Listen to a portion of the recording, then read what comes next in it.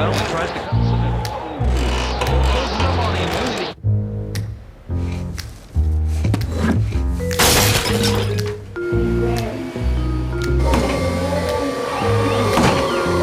Looking for an excuse to buy a new Vizio? At only $5.99, you don't have to make excuses. Go to Vizio.com and see how Vizio is making HD TV a possibility for everyone. Vizio.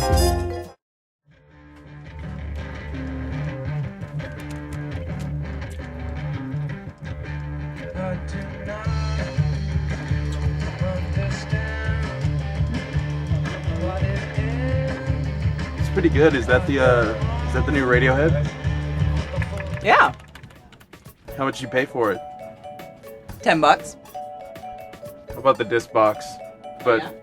I was considering either getting that or paying 5 cents for it and seeing which one felt better to me inside. A disc in a box. That's so retro. You heard Trent Reznor of Nine Inch Nails just announced he's going independent also. It's like awesome. Like the Radiohead thing happened and then this happened. Yeah, and Bungie just announced they're totally indie now. Oh really? Yeah, they're totally independent. Yeah, that's awesome. I love independence. Yeah, it's like independence is the new indie. Totally. We should be indie. We Pendant. should totally be indie. Are you serious? What else we got to do? Let's do it. Yeah, I mean, I feel like we're losing some of our cred being like held down by the man. Yeah, fuck it. Let's be independent. Hell yeah. Right. This is how revolutions start. Right. We got nothing better to do. Indie's way better than like corporate. Yeah, fuck corporations. Come on, Minnie.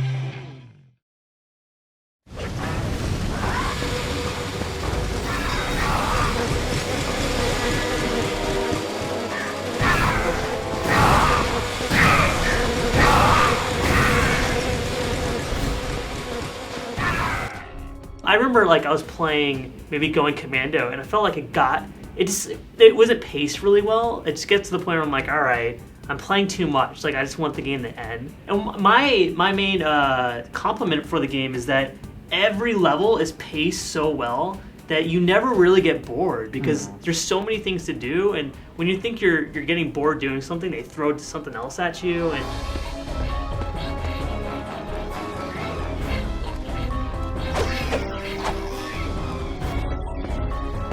you go to so many different planets, and by the end of the game, when you actually toggle through all the planets you can go to, right. It's such a huge list. That's nice. And there's that great like prehistoric one where they have like huge dinosaurs, and that's right before like an ice level. So they're also really different as well.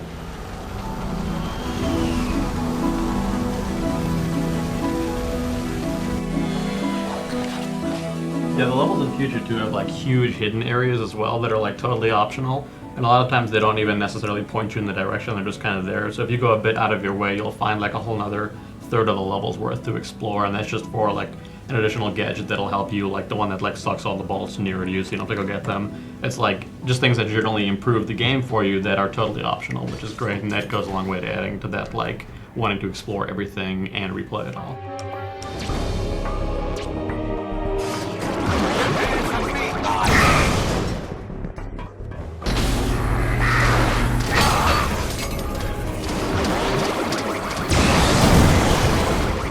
Funny because the actual those optional parts involve a lot of the gelatin stages where you actually get the gelatin gun and shoot jello out and bounce on them. And those parts are really fun. I actually really enjoy doing them, and it's something I know they're optional, but at the same time, like I hope that people don't like neglect them, because I actually found them to be like some of the most enjoyable parts of the game, you know. So the platforming that is there like that, like jumping in the jello, is still really well done. It's still as like polished as all the action and the shooting.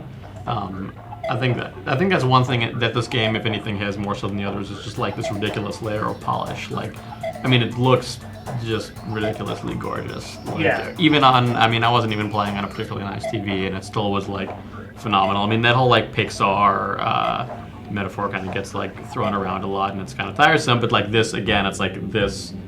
When you're playing it, you're like, wow, the animation on the enemies and the little details and design and the humor, like the multi-layered humor for everyone. It's like everything about this is very like just Pixar film. Ratchet? Clank? I've got a bit of a situation here at the Planetary Defense Center. Nothing I can't handle, mind you. Just a few thousand heavily armed robotic commandos, but I figured, hey, if you were in the neighborhood, maybe. This is really a game, I would say, like, even though everyone enjoys it, it's a game that is designed like for kids, which there aren't that many of these days. But the thing is, I mean, this is a game that is obviously can be targeted towards kids, but I think adults will. It's like a Pixar film, like we just said, because like, you know, kids can go see, you know, The Incredibles, Finding Nemo, and they'll enjoy it because there's all those like things that kids like, you know, all the colors, all the funny characters, but there's all this subtle humor and adult nuances that you know older people can also appreciate. I think the Ratchet series does a good job of giving what kids want and what adults want. Right. Congratulations, soldier. The Center for Advanced Lombax Research has selected you as the beta tester for the most important invention in Lombax history, the Dimensionator. Built by 8 of the brightest minds in Lombax history, the Dimensionator's ergonomic design is the culmination of nearly 3 Arcturian cycles of research. There's a lot to find in this game, though. Like, lots of little stuff. I mean, even more so than the other Ratchets. There's like the regular bolts, there's the gold bolts, there's the weapon you find different parts of. There's the bonus items for the skill points in the flying space levels.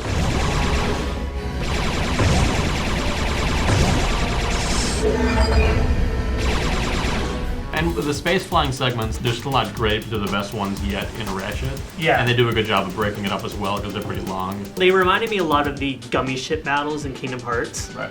And, you know, they're fine, they do their purpose, but it gets to the point when you're at, like, the 3rd or 4th one, you're kind of like, okay, I get the point. Clank, hop on that turret!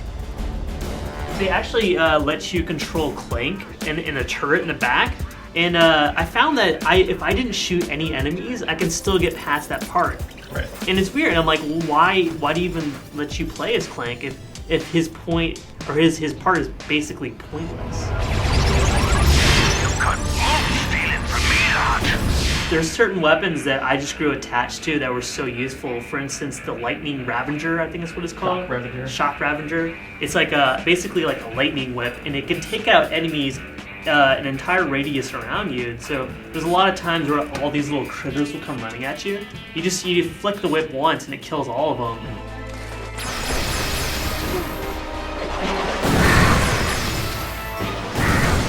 And I did acquire enough Raritanium, which is the item that lets you upgrade your weapons, that I was able to just go through and upgrade random weapons.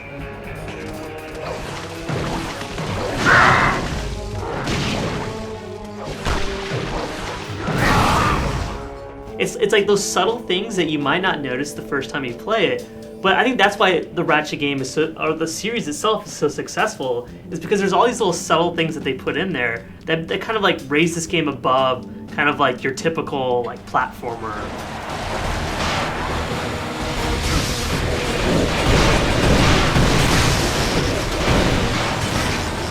You were just mentioning the 360. Like, what game can compare like this on the 360? I mean, Cameo maybe? Yeah, that's the closest. I mean, like, thing. what? There aren't that many kind of like just old school kind of platform games. I mean, and to me, that's what's so refreshing about playing it, is because I'm like, finally, I can play a game that's not just a typical shooter or a typical third-person action game, or like in the vein of God of War or something like that. It's classic Ratchet to a T. Right, but it's been like, what, 3 years, I think, since the last real Ratchet, since like Up Your Arsenal. So it's been a long enough time that this still feels totally fresh going into it. Oh, yeah. And it's like immediately fun and immediately it like plays well.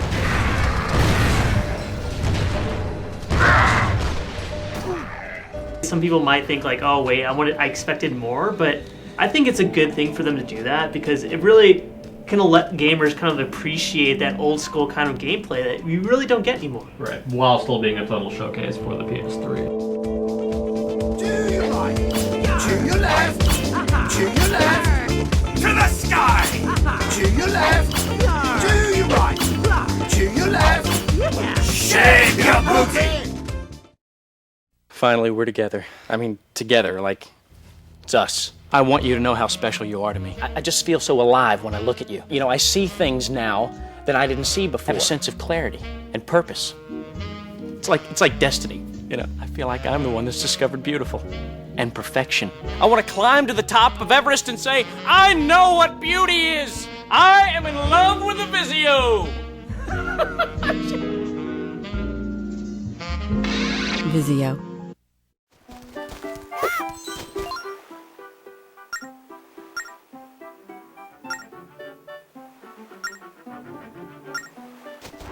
But dare I say it's still Zelda? Well, but it doesn't play like any Zelda you've played before. Right. By play, you mean the interface, right? Yeah, I mean... You're not talking about the actual content of the game, which is actually very much in line with every other Zelda game. Right, but how you... draw on maps, okay? That's true. But how, you know, controlling Link and your interface with the game is completely different. Yes, and that makes it... I want you to go this way, so please follow my line. And you don't think that's more fun than just pressing A to throw a boomerang? I could live without it, you know? Unlike you, I mean, I still have some problems with the game, but I like the interface a lot. I like the precision that it offers. And even though at first you're like, it's kind of clumsy, I don't really like it, after a while, you tweak to it and you're like, okay, this is cool. And then you start using the special weapons, like bombs. I never use bombs as weapons in the Zelda games unless I absolutely have to, because they're just so freaking annoying to throw. You can never get them to land where you want to. But here you tap where you want it to go, you throw it, and it lands there, it hits an enemy, and it explodes right away. And like, it really opens up a lot of new strategies for me. They did do a really good job of completely redoing how you interact with the world. That's new. And the storyline is a direct sequel to, you know, a game that they thought that people had forgotten about, Wind Waker. So in those ways, it is like surprising. 3 years since Wind Waker. How could we have forgotten about it? Well, but yeah, Twilight, Twilight Princess was such a, like, you know, 180 in the other direction in terms of the great Zelda apologist. I don't think you're actually looking at this from a genuine big picture standpoint. You know, like what you are ostensibly doing is you're playing another Zelda game. You're Link. You're doing all those things. It's all the hallmarks of a Zelda game. Right. The interface is different, and I never really said that like it's outright bad. I mean, I still gave the game an 8 out of 10, but it's just more Zelda. I think like Nintendo's development philosophy is very, very conservative. It's like, okay, we've created this innovative new hardware, so let's make it's just like their controllers. Nintendo makes games for their controllers. They make their controllers for their games. They, like, the rest of the industry can hop on if they want to, but screw it if they don't. It is obvious they did reshape Zelda 4DS. Like, all of the puzzles are so observational. It's like, look at the world. By observational, you mean they give you a little explanation of what the puzzle solution is, right? And you mark it and on then your you map. Mark it on your map. That's not a puzzle. That's being told what to do. That's the biggest. No, that's the biggest disappointment. Problem solving.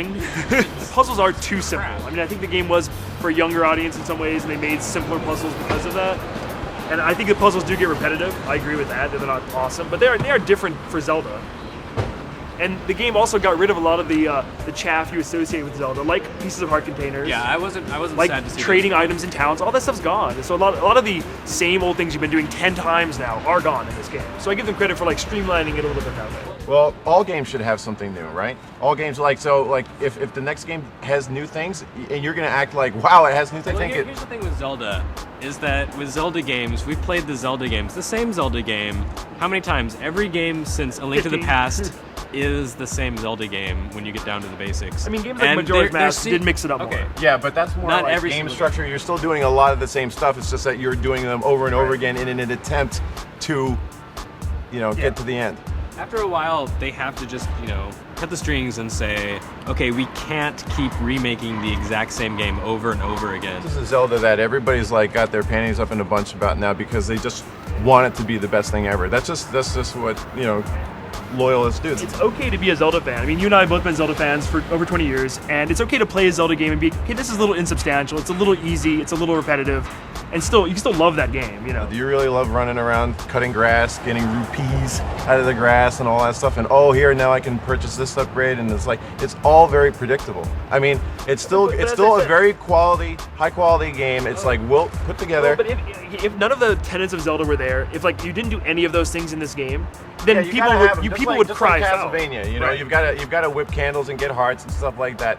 But there's got to be a more interesting way to do this thing. And the game, it plays on those expectations. You know, when like things happen in the game and surprise you, make you laugh because you know Zelda history and how Link is supposed to react to things. But as I said, the game does surprise you. There are bosses in this game, like you fight Dodongo, and you fight him in a completely new way you've never fought him before. And even though the boss has been in many Zeldas, you've never fought him like this. I think you guys are just discounting some of those encounters later in the game that are really unique.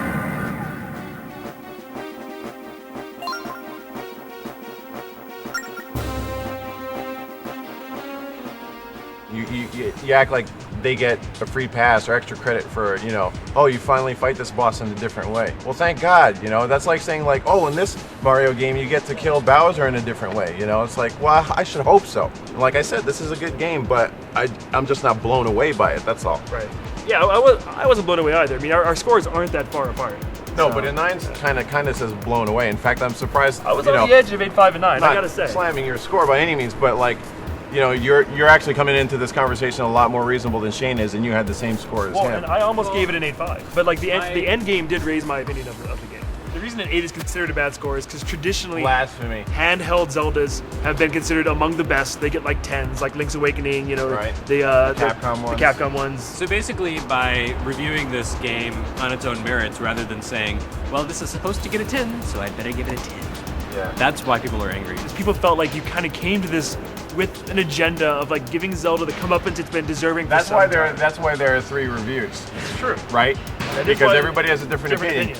I may not be the die-hard Zelda fan, but these are games that can be played by non-die-hard Zelda fans, right? People can think what they want, but Milky actually, I know this, he wanted to be on this review. He was like, he talked to the reviews editors and said, put me on this review, I'm really looking forward to it. So the fact that he didn't give it a perfectly glowing score, I think says a lot about the game, because he went into it expecting something great. Am I not correct? Yeah, that's true.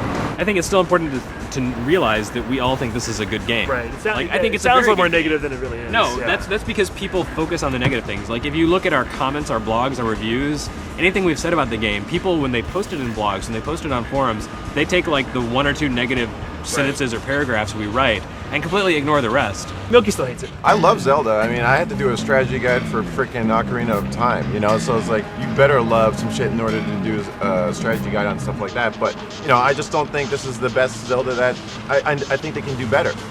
I think that Phantom Hourglass is actually a good game. I mean... Right, you didn't give it a bad score. I didn't give it a bad score. I gave it an 8. An award-winning for some people, you know.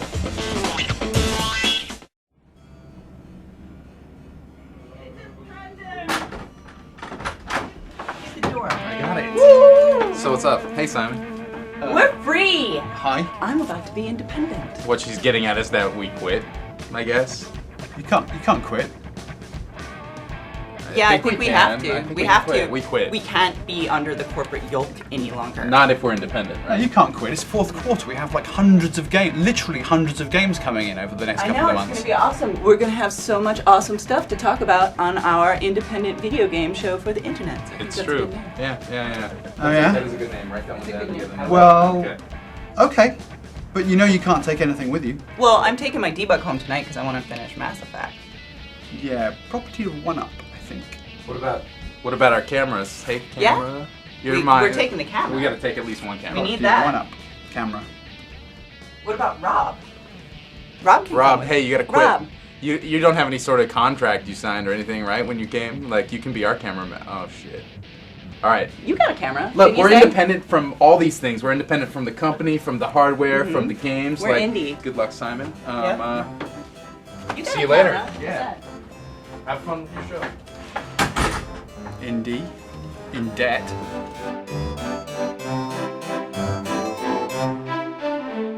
Yeah, security? Yeah, you can use tasers.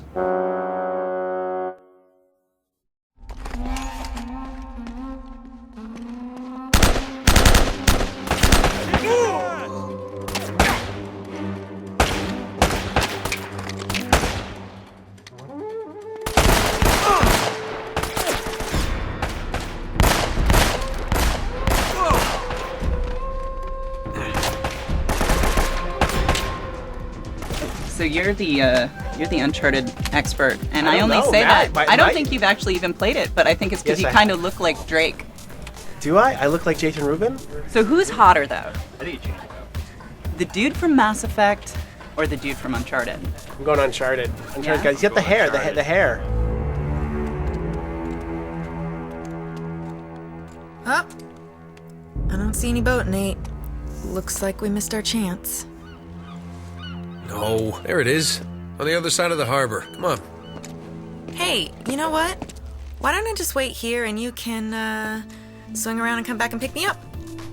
So I played at E3, and I mean, back before the Sony's Gamers Day, and I thought the game was definitely one of the most impressive ones, but we all agreed that the combat was a little janky. It was really, I was really worried about it.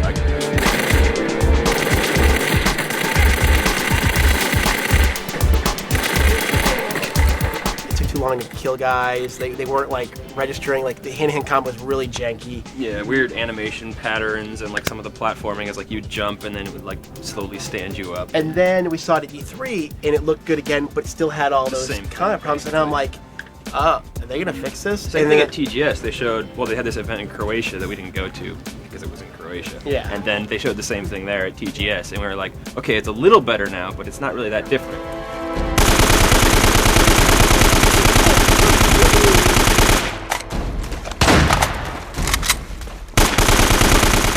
And then they brought it by here. And the combat is like it's so good. Way better. I mean, the targeting's really good. It doesn't take like 25 rounds to kill a guy.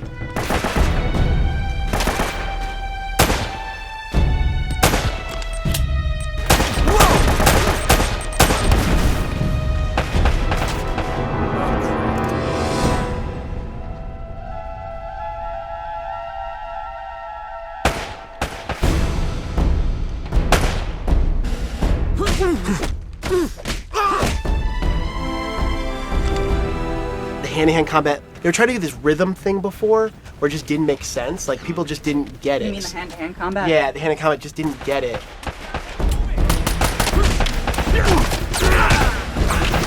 Where you are relative to the environment makes a difference for what kind of moves you're doing. So if you're just like in a wide open area, you're just gonna slug it out. But say you hit a guy against the wall, your next move is gonna be very different from if he was just standing like in a like an empty background. So that was kind of cool for me. And given the way it's set up, it's not really a hand-to-hand game. No, it's not. It's You not only just use that on like one guy at a time. Yeah. You're not fighting crowds ever.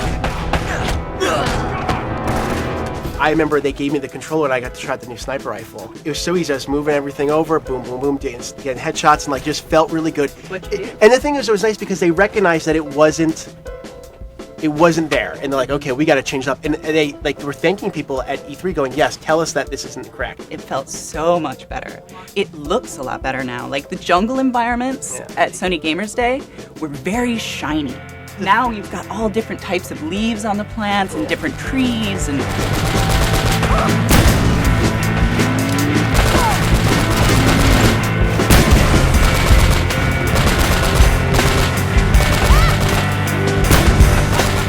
Well, yeah, another impressive thing about their engine is that you don't see any, I didn't really see any popping. Purposely, like halfway through, like, all right, I'm just gonna watch for popping. I'm not gonna watch them doing anything anymore. And like, I didn't see any of that stuff. So I mean, if it's a developer trick, whatever, but it looked really impressive.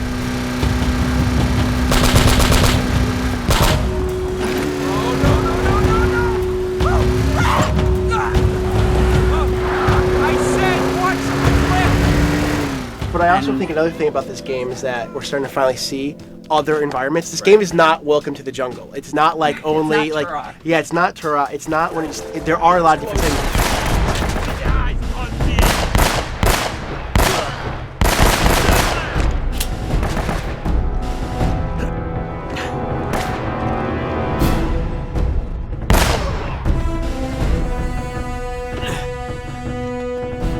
So when I was down there, I got to see a lot of different worlds, like, you know, a lot of different areas in terms of like tombs they were exploring, or like this one world, I swear to God, looked like it was like cross between The Goonies meets Indiana Jones. And the lighting and just everything, like you could see all the booby traps and like where you had to go and like all the kind of obstacles. And I just thought, this looks really unbelievable. That's what I'm excited about. Like, I almost kind of like that they're only showing the jungle stuff and they're not really showing you everything, because it will be kind of a surprise.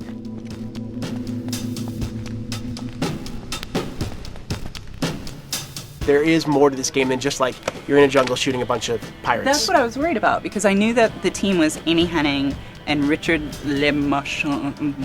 Kevin Wells and all that. Yeah, and these guys who worked on the Legacy of Kain series and Soul Reaver series is one of my favorite.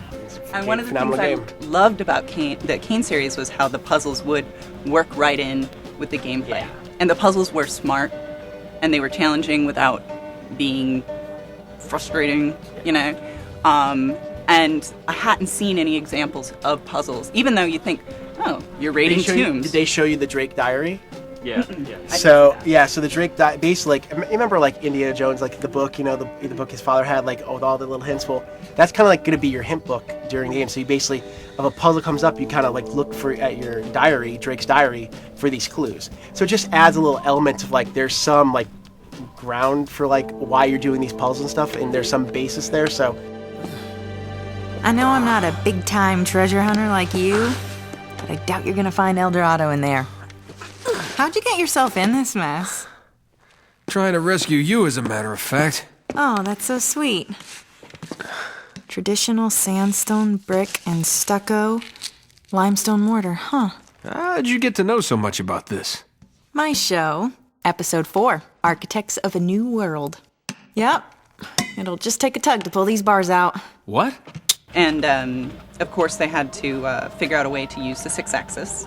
They had to? According to them, they didn't have to. It's not a law. They just decided. Yeah, they're independent. Yes. They're Naughty Dog. They're not really Sony, but they do. But they do it in a way that isn't. It wasn't. It made sense. Well, it was for balancing, like a balancing act. It was for like the trajectory on a grenade.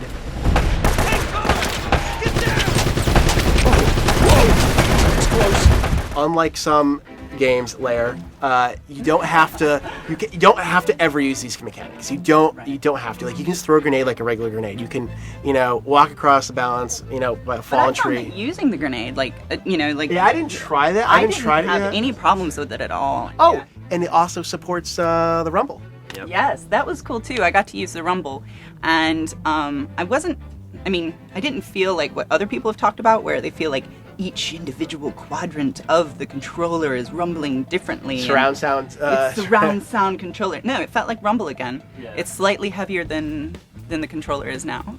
But they said that they're working with 3 prototypes right now, and one of them is lighter, and one of them is heavier. And we had the Goldilocks rumble. It was nice. It was just nice to have rumble again. Some people like it, some people don't.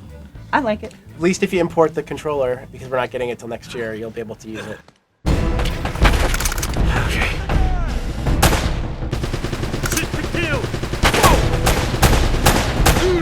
And the game is going to have achievements. Yeah, another thing. Yeah, it will have achievements. You called it. When did you call it? No, they're not called. They're not called. Whatever. They're achievements and the medals. The medals. And they're actual like little medals, like bling, come up. And my thing is just hopefully when home is finally caught up to things, when you do have those unlocked, they will show up in your trophy room. I think it depends how soon home gets my here. Fingers.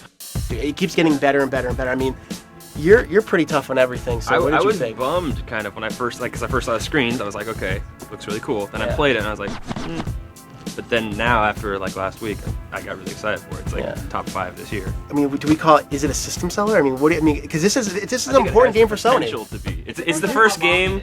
It's the first game on PS3 that's actually going to come out that I'm thinking could be like a AAA game. More than even not Ratchet. You don't consider Ratchet AAA?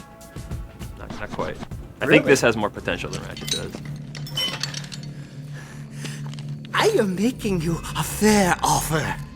You help me find the treasure, and the last man alive gets the gold. And the girl, of course. The girl? Oh, Eddie, the girl's long gone. She's probably off the island by now. Going for help. Daikujin, you were never very good at poker. I will find her. Trust me. How much trouble could one girl be?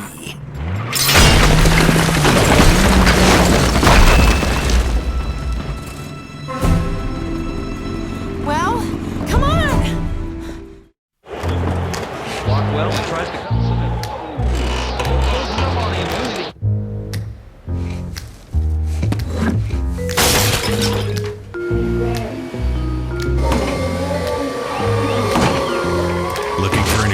to buy a new Vizio? At only $5.99, you don't have to make excuses. Go to Vizio.com and see how Vizio is making HDTV a possibility for everyone. Vizio. 3, 2, 1. So you want me to just hold it up? Hold it steady. Hold it steady. Wait. I think it should dance and stuff. It should be like energy.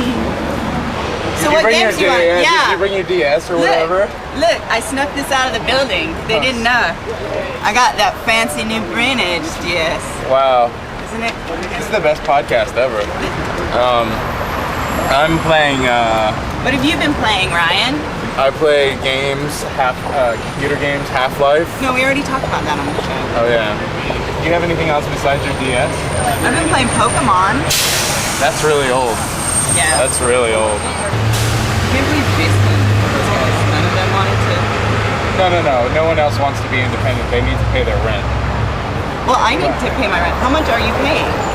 For what? This. Oh, you expected to get paid? Well, yeah. I mean. Well, we got to do the stuff first and then get advertised. All right. Yeah. You're off camera. Yeah. Okay. So now we're looking for advertisements. I guess they can't message us on the One Up blog anymore. Oh shit. Okay. So message me at my MySpace. Yeah. Go to our MySpace. We're for sale. Yeah. And I don't think I was ready for this. Yeah. I think you need to have money. I miss all the. This sucks. We suck at this. You need to have lots of money before you can go independent, and we don't have lots of money. Radiohead has lots of money. Bungie has a lot of money. Same with Trent Reznor. Anyone want to talk about? I don't want to games? talk to strangers. You don't like stranger danger. Oh. Let's just. Should we go back in? Yeah, I bet they'll give us our jobs back. Simon's cool, right? Simon's cool. Let's go back in. Let's go back inside. I don't want to do this anymore. Okay. Let's go back in.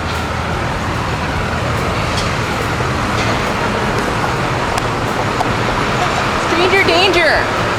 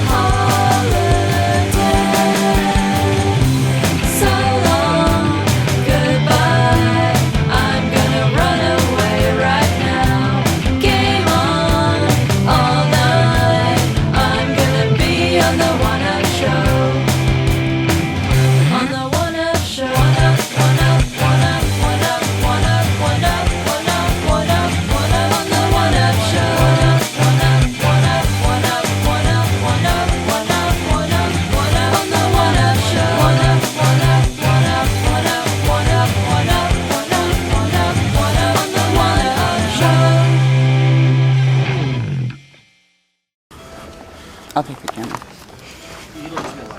Sorry to interrupt. Please, can we have our jobs back? Please. Please, can you have your jobs back? Yeah, can we have our jobs back? We're not ready to be independent. No, we're not really independent people yet. All right. You know what I'll see if I can do? If I can get you guys back at half the pay, how's that? I don't know. Can I have your pay? No. No. How about double? Double. Double's probably not going to happen. Okay, let's meet in the middle and let's come back for the same amount we got paid before. All right, but you owe me. Yep. Okay. Both All of right. you. Thank you. Yes. I still don't know I have that DS. I win.